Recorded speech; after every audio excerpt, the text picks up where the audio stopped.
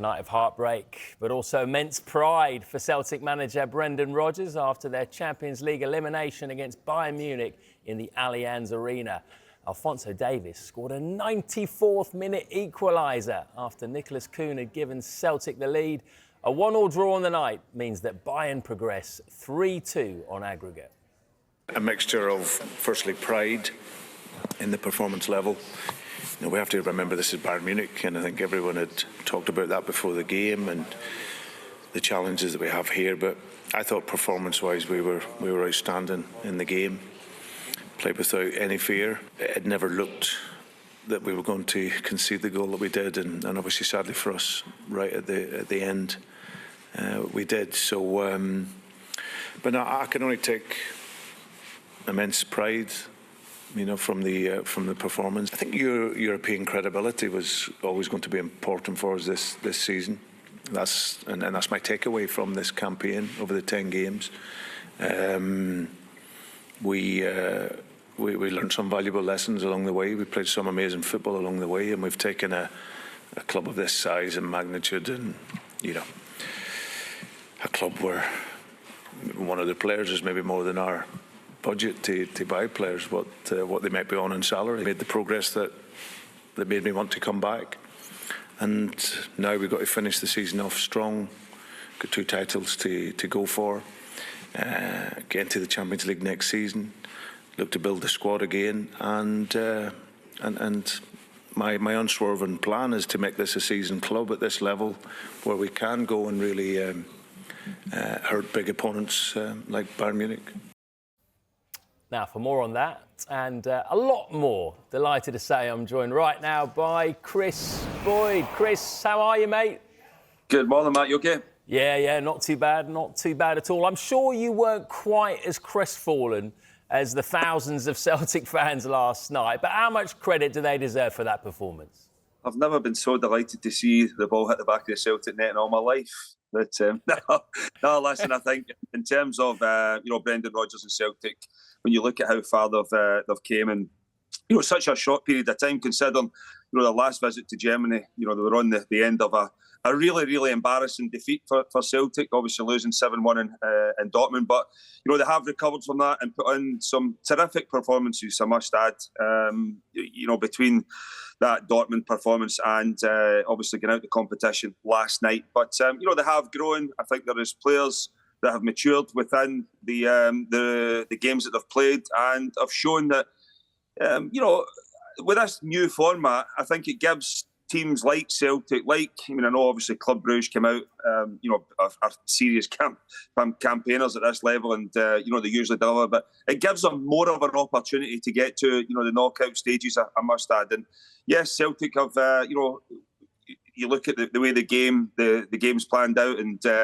Celtic have beaten 3 the ones that was at the bottom, but you've still got to beat them. They're all at Champions League level. They're all difficult games, and that's where Celtic have fallen in the past. Whereas you look at the performances, you know, Atalanta as well, going there and coming back home with a draw. You know, Celtic have been, you know, they've not been disgraced apart from that humiliating defeat in Germany to Borussia Dortmund. But apart from that, they've acquitted themselves well. And you could see as the longer the tournament went on, you know, Brendan Rodgers he'd obviously adapted his style, but the players had bought into it. And it can be difficult as well because the way Celtic play at home and they dominate every single game, that's not been the case as much in Europe, but I think there has been signs that they have been able to implement their own, you know, style of play on some big guns in Europe, and you know, they were very, very unlucky last night. Yeah, right now though, will it be quite hard to take some positives from it? Because as you say there, they did have their opportunities, particularly in the first half.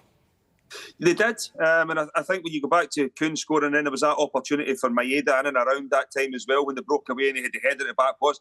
I actually thought he should have done better with that one. He ended up heading it straight at Manuel Neuer. But, you know, Celtic, in terms of the way they play, the pace they've got at the top end of the field will cause teams problems, and that's exactly, you know, what they done last night. When you look at you know, the area that was a little bit of concern for me going into the game would have been that midfield area, because usually when, you know, the top teams in Europe, when their midfielders get control of a game, it's very difficult to then wrestle it back from them. But I felt as if, you know, the Celtic midfield 3 last night coped really well against Bayern Munich's midfield and defended really well. I thought Alistair Johnston was excellent again on the right-hand side and has really shown up in big games for Celtic this season in Europe. So I think when you look at overall, Celtic, there's a lot of positives to take from it. But at the end of the day, when you play for a club that size and the expectations, and yes, it might be against Borussia Dortmund, there's got to be that little bit of disappointment as well that you've created so many opportunities and went toe-to-toe with Bayern Munich, but you find yourself, out the competition because, as I said, over the two legs, Celtic played really well, but they're still out. Attention now, obviously, is going to turn back to the Scottish Premiership. They've got a big lead, haven't they? 13 points at the moment. Do you think Brendan Rodgers will find any difficulty picking his players up from this? No. I mean, I think that's one thing that Brendan Rodgers, he's obviously inherited a squad that he started to build, and then Ange Postecoglou came in, and there was. You can look at Celtic for a number of years now, and the one thing that they've got in their game is consistency. It doesn't matter who they're playing against. You look at even the cup competitions in Scotland; they treat them the exact same as opposition will come up against the Champions League. Yes, they might make changes, but the changes that Celtic are making ain't hurting their team. They're going in.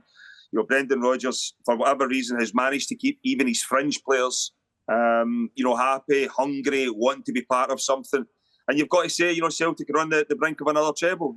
You look at the league. It's done. It's over for me. And they'll be heavy favourites to win the Scottish Cup. Listen, the cup games, anything can happen. We know that. We've seen that. But I just think because of Brendan Rodgers and what Celtic have got to stake and what they've achieved over a long period of time now, that consistency will see them over the line again, added to the quality they've got in their team.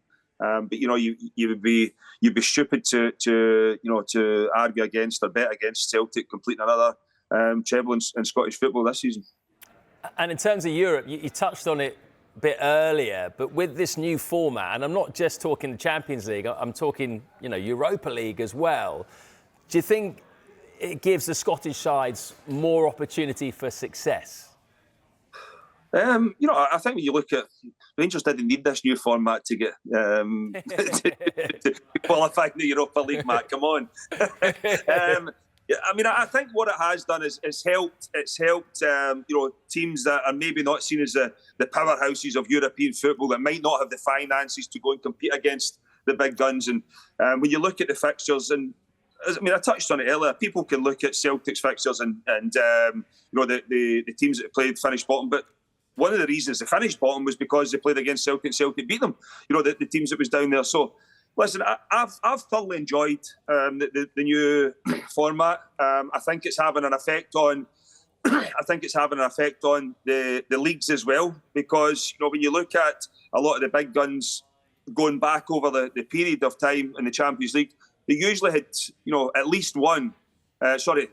Sometimes two games, definitely one game where they could rest players and concentrate on the league form. And I think, even domestically for a number of teams now, it's posed that question because they're having to go, even going into the latter stages of the Champions League. There was something more or less for every single team to play for. And that's not been the case in the group stages for a number of years. So for me, I think it's been exciting. It's given, other teams an opportunity to at least get to that knockout stage, and I've thoroughly enjoyed it. Right, let's talk about Manchester City then. They got a huge task heading to the Bernabeu, 3-2 down in their playoff. Pep Guardiola said, slightly tongue-in-cheek, he thinks they've got a 1% chance of turning it around. Do you give them a slightly higher chance than that? No, I don't, to be honest. Really? I just think when you look at Manchester City in terms of to win games of football, especially at this level, you're going to have to keep clean sheets. When you're going to Bernabeu already trailing, I don't see it. When you look at, you go back to the EFL Cup game against Spurs. I mean, Manchester City have played 25 games and they've got 5 clean sheets in that period of time. And when you look at it, what is it? Salford, Ipswich, Newcastle, Leicester. I mean, Forest is probably, apart from Newcastle at the weekend, during that run, Forest is probably the only team you could have said, was decent opposition for Manchester City. So they're struggling to keep clean sheets. And if you're going to go to Madrid and get something, that's exactly what you need to do. I can't see Manchester City overturning this. Would you be very surprised if Omar Marmoush doesn't start? I think he's got to start. When you've got players, when you look at people like Bernardo Silva and Kevin De Bruyne, they're on the bench at the weekend. Doku obviously come back as well, but when you take Marmoush, he's came in and he's taken his opportunity. I mean, a hat trick, and that's a lovely finish you've got to add. I mean, a lovely, lovely finish. But when you look at Manchester City and Pep Guardiola, he's been chopping and changing. Obviously, Grealish is missing. Foden has started at the weekend, but he's not hit the heights that he done in last season. It was Gundogan in the middle of the pitch with Nico Gonzalez at the weekend. So, I mean, as Pep Guardiola left De Bruyne and Bernardo Silva out to bring them back in tonight, that remains to be seen. But Marmoush has to start. You've got to add into that. I think it'll be a huge evening for Rico Lewis as well, unless Matheus Nunes plays it right back. But I would expect it to be Rico Lewis, and it's a huge evening for him up against Vinicius Junior or Mbappe if he peels out onto that side of the pitch. So, listen, Manchester City are going to need huge performances from whoever starts, and for me that might not even be enough to get through this time. I suppose he could go back to Nico Gonzalez, couldn't he, in the midfield? He was pretty impressive on his Premier League debut. What do you reckon? Have they finally filled that Rodri-shaped hole? Well, I mean, it's difficult to say, Matt. He obviously started against Leyton Orient and came off injured. Missed a few games, then come back at the weekend, and he was impressive, I must add. I thought him and Gundogan in the middle of the pitch. The strikers or Marmoush will grab the headlines, and rightly so, for obviously scoring the goals. But it was the first time in a long time as if you looked at Manchester City and they had control of a game for large periods of time. There's been games where you look at Manchester City and they have had control of games, but it's been like for 15, 20 minutes. They had control against Real Madrid for 15, 20 minutes. Then all of a sudden it goes, you go back, PSG and Paris as well. They had control more or less in the first 45 minutes. Then all of a sudden it crumbles. And that's been the theory of Manchester City's season for a period of time now. And, for someone who wants to dominate the ball and control the game like Pep Guardiola does, then he needs to get those type of players in there that, yes, they'll break up and play when the opposition have it, but also they want the ball and they want to just give it. Sometimes in football, passing it 5 yards and 10 yards is the hardest thing to do, and that's why Rodri, for me, stands out a mile. He does so many good things, but just keeping it simple is sometimes the hardest thing to do in football. And, Nico Gonzalez, listen, you don't want to put pressure on him he's going to be the replacement for Rodri, because how do you replace a Ballon d'Or winner? But I think for Pep Guardiola, he needs to get control of matches again for long periods of time. Pep's achieved a fair amount. Let's be clear about that over the last few years. But where would this rank amongst his achievements at Manchester City if he can turn this around, this fixture? Well, I think when you go back to winning, leagues is over the course and distance of season, Champions Leagues, Cups, and back-to-back Premier Leagues, it's 4 times in a row. It's never been done. And you look at, it's winning a game of football for Pep Guardiola. I think he will look at it as it's a chance to rectify the wrongs of the last few months, and he's given his team's given him an uphill task tonight as well. Obviously losing at the Etihad, the way that it happened. But I don't think Pep Guardiola is going to get carried away even if they go through tonight, because there's still a long, long way to go if they're going to win this tournament. And as I said, for me, I just can't see a way how they can get through tonight. Yeah, all right. I've been wrong once before, though. You have. That is true. So don't get Only worried once. if you're Manchester City fans and you're watching this. Kris.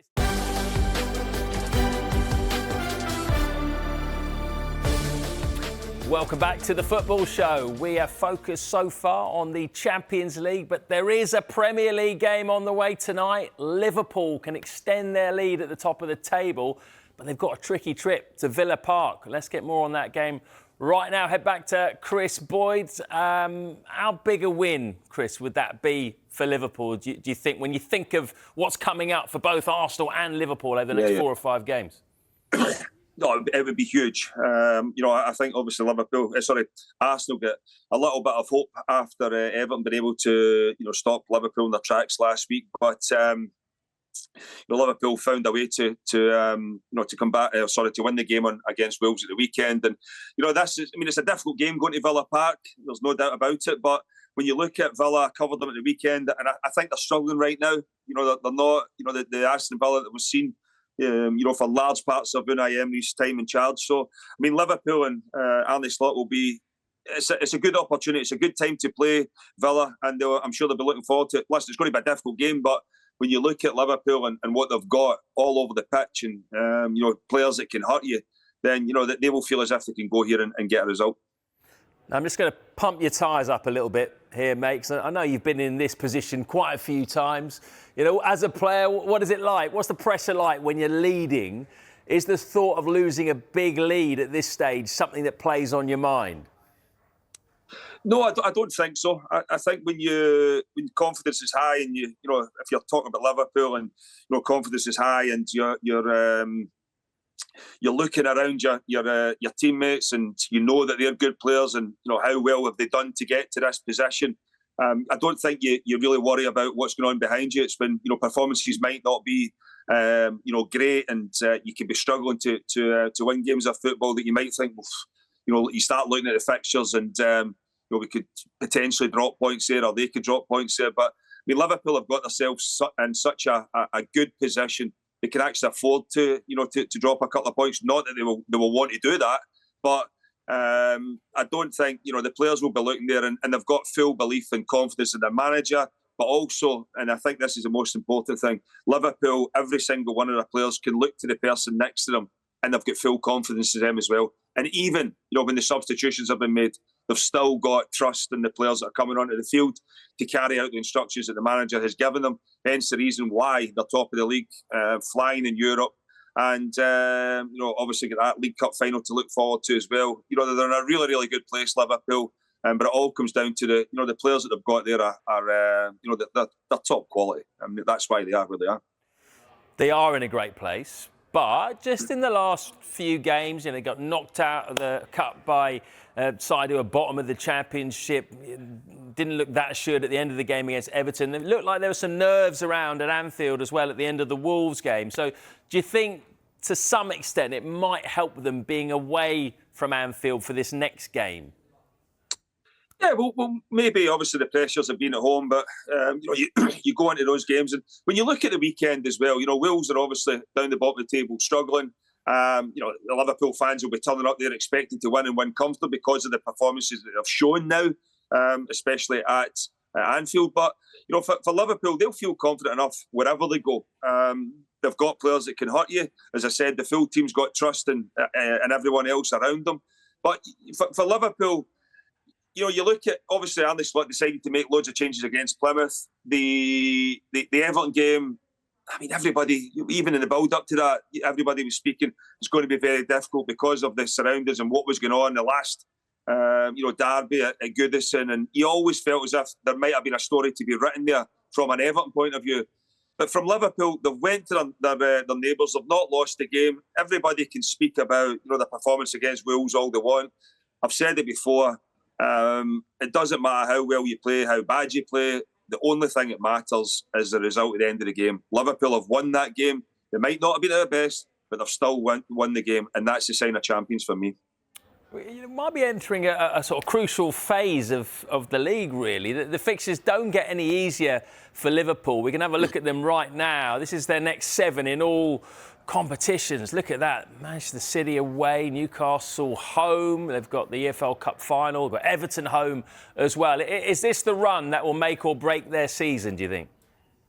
Well, I think that Arne Slot will tell you he's not looking any further than tonight's fixture, and rightly so. But I mean, looking at those fixtures, if you can come through tonight and the weekend against Manchester City, then you you look at it's Newcastle at home, you've got a final, it's Everton at home. You look at those games, and they're all huge games, especially when it comes to this time of the season, because everybody's there's pressure on you for your own fans, because they start to get excited. They can see where you are in the league. They can see you're getting closer. You've got a cup final to look forward to. You've got Champions League games coming back as well.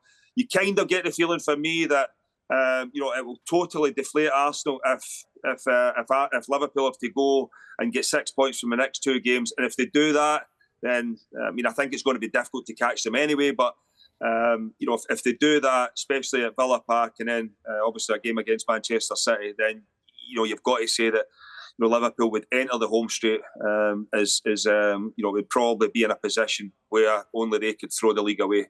Because I don't see, and I think it's easy for us to look and say, Liverpool can drop points, but you're then asking Arsenal to go and win every game as well, and that ain't going to be easy. I covered them at the weekend away to Leicester, and they got the job done, but it was far from the Arsenal that we've seen for a number of seasons now under Mikel Arteta. Yes, they're winning games of football and they'll stay in there. They're undefeated in 15, 16 games now in the league, so they've put together a really good run.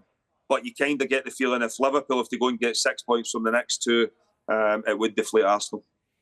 How about Villa then? Because obviously they can have a big say in this on Arsenal's behalf. They were disappointing, weren't they, at home to Ipswich? You thought that was a game where they come away with 3 points. Do you think all of that effort they've put into Europe this year has cost them in the league? Yeah, 100%. I've actually done some homework this morning, Matt, as well. I mean, you only need to look at the results since Aston Villa have came back from Europe. Young boys, they beat Wolves. After that, Bayern Munich played Bayern, they drew with Man United. Bologna drew with Bournemouth. Club Brugge lost to Liverpool. Juventus lost to Chelsea. RB Leipzig lost to Forest. Monaco drew with West Ham. Celtic lost to Wolves. So, I mean, having only won one game after a European midweek, it shows you how difficult it is, especially when, yes, Unai Emery has added players to his squad. In January there, he lost Iran, but they don't have, the biggest of squads to cope with, midweek and then at the weekend. So there is no doubt that it's had an impact in them. Listen, the weekend there, I thought they'd done enough to win the game. Credit to Ipswich, scored a really, really good goal. It was a really, really classy finish, lovely touch. But after that, Aston Villa asked questions of them, but just couldn't. They got themselves back level, but couldn't find that that opportunity. There was balls flashed across the goal. There was good saves for Palmer in the Ipswich goal, but it was kind of huff and puff from Aston Villa. And it's not something that we've seen now, from in the years gone by under Unai Emery. When you look at this, recently, especially after Europe, they have struggled. But we've seen it to happen to Newcastle as well. It's not easy when you've not been used to perform at the elite level during the week and then asked to go again at the weekend against top teams as well.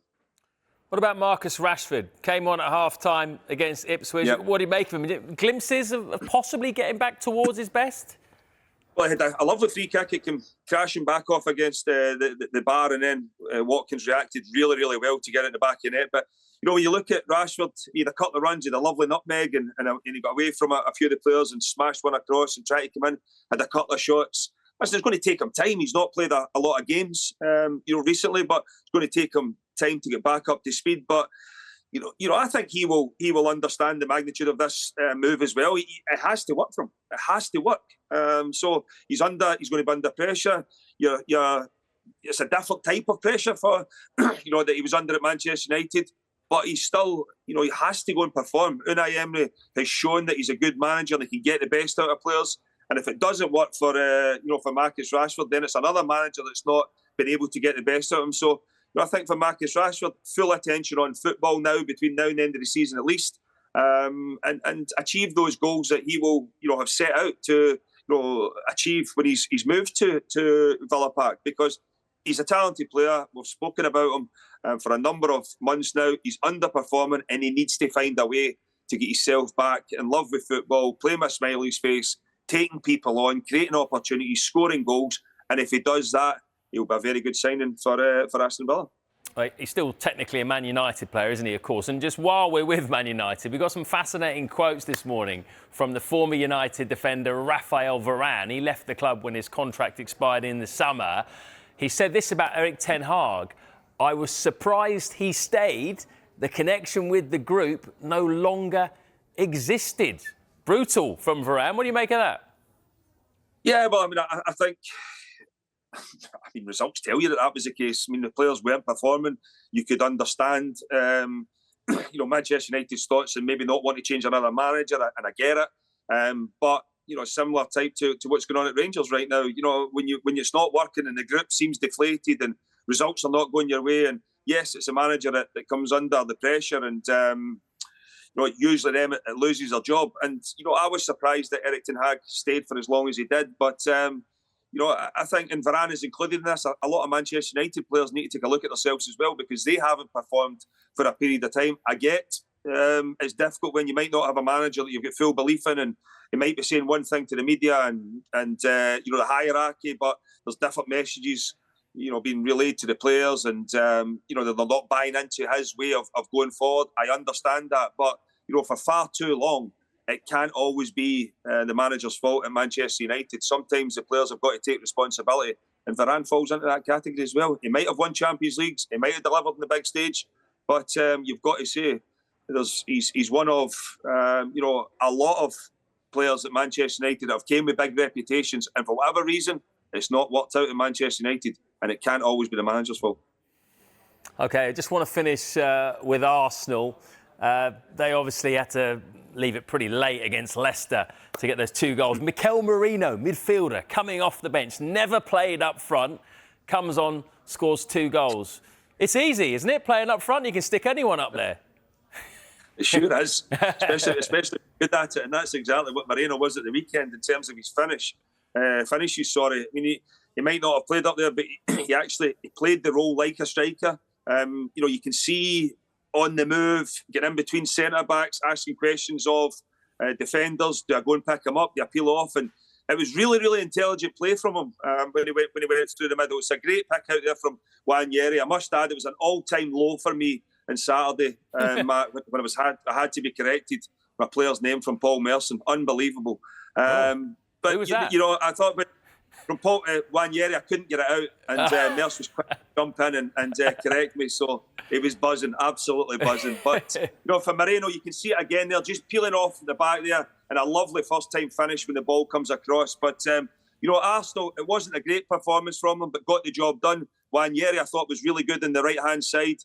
Trossard added something different when he went to the left, and Sterling came off. And when Merino came on up front, he caused problems. Odegaard and Rice got in support early in the first half with Thomas Partey sitting there, but it wasn't clicking really with Arsenal to start with. But the longer the game went on, they definitely found a way to break down that Leicester defence. And 2 lovely finishes from, as you say, not someone that's renowned for playing in that position, but at the weekend he looked as if he had been playing it for a number of years, because it was 2 unbelievable finishes. Chris, you do not need to take any advice from Paul Merson on player pronunciations. I'm backing you. An all-time low. That was it. I'm backing you all the way. See you Saturday. Sorry. See you Saturday. You coming back on Saturday? No, I'm off Saturday. We're St Johnstone Hearts on Sunday, so looking forward to that. And then a busy week next week. Back down Tuesday for soccer special, and then Kilmarnock Rangers on the Wednesday. So yeah, busy week coming up, but I'm going to go and relax this week. Well, you never relax with kids, do you? No. It's on to the next job. No, you can't. Exactly. We're all institutionalised. All right, Chris. Top man. Thank you. Cheers. Thanks very much. Cheers. Yeah. See you later. Bye.